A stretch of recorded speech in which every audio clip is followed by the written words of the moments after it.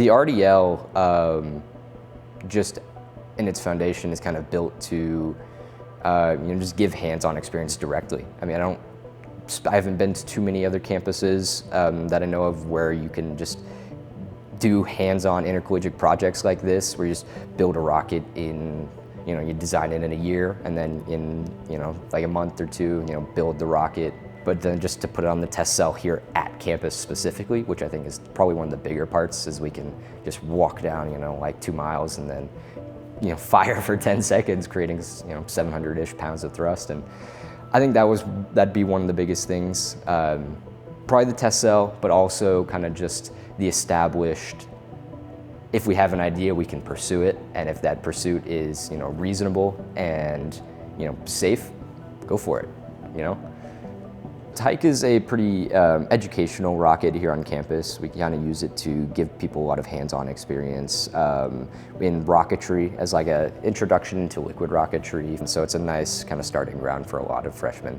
We want it to be a pretty reliable engine here on campus for the RDL to kind of move forward with experimentation or any kind of modification we want to try for rockets. So kind of just an all-arounder poster boy, I guess, for the liquid propulsion here.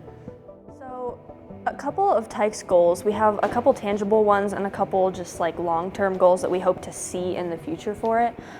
So one of our goals for, again, more of the tangible side of things is to kind of see how long we can extend hot fires for. So how long can we get using different phenolic inserts, different materials, different, kind of changing the different variables like that. And our goal is we really want to see like how long we can do it. But that's one of our more like physical goals. So I actually started in Tyche my freshman year. What kept me coming back was definitely the people. They were all so welcoming and willing to educate me and the other freshmen that joined the team. And that's another reason why I keep coming back and keep going on with Tyche, is because one of our big aspects that we focus on is also educating the newer members to the RDL.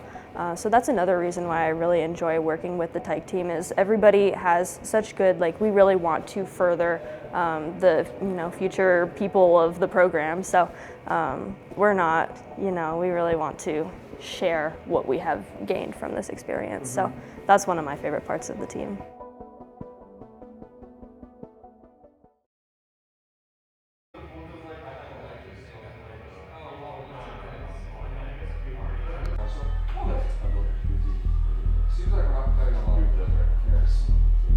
So the way we design our engines for Tyche and the majority of the rockets here at the RDL is we start with a mandrel for making the chamber, and then we wrap silica tape saturated in epoxy around the mandrel.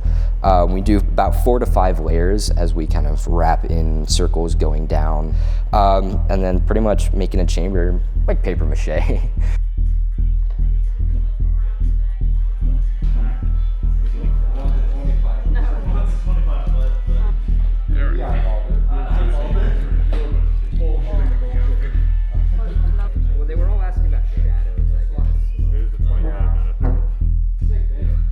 The silica adds a good basis for the structural and shape and kind of good foundation, and the epoxy is what does the majority of the ablative cooling. So as it's firing, it's burning away and taking the heat with it.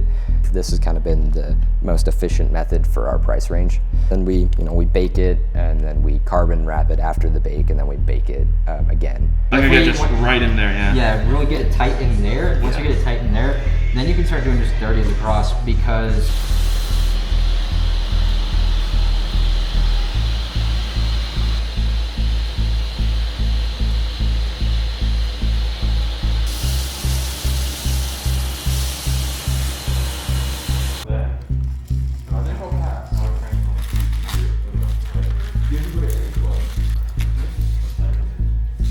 I think 2 o'clock. Guess what?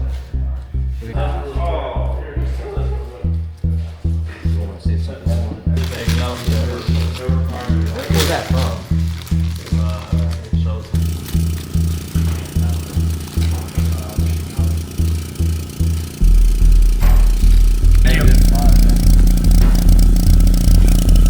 Everybody listen.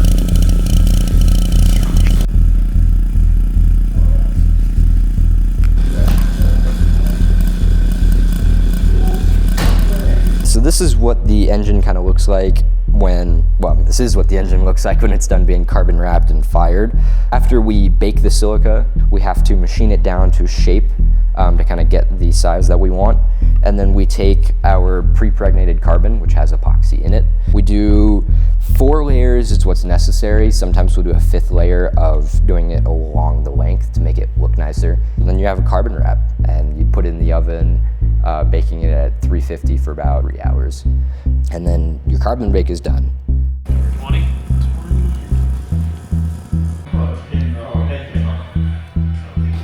Like if you go that far enough.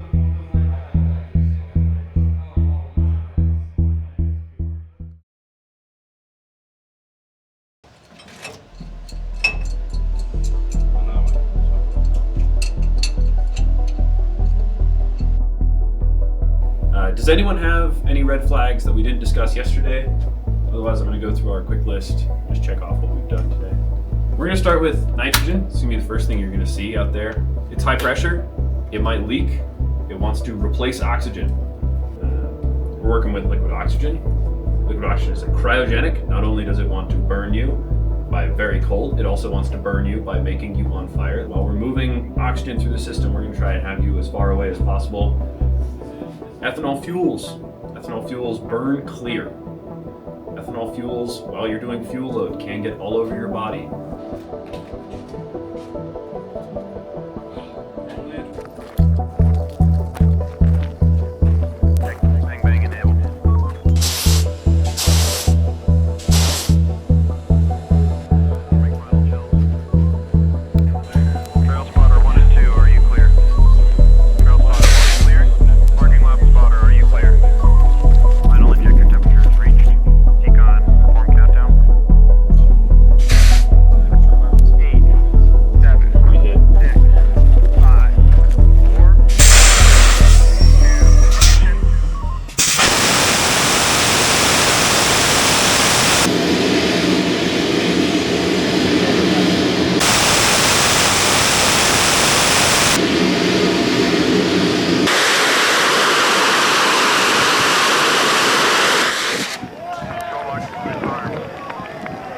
Nice, nice.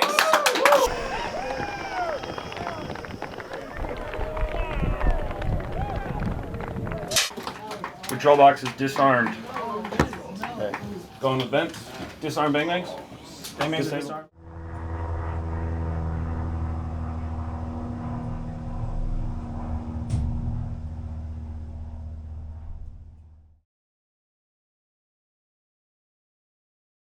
Mic test. Mic test.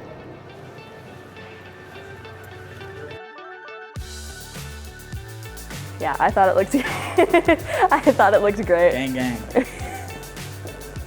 Okay. Well,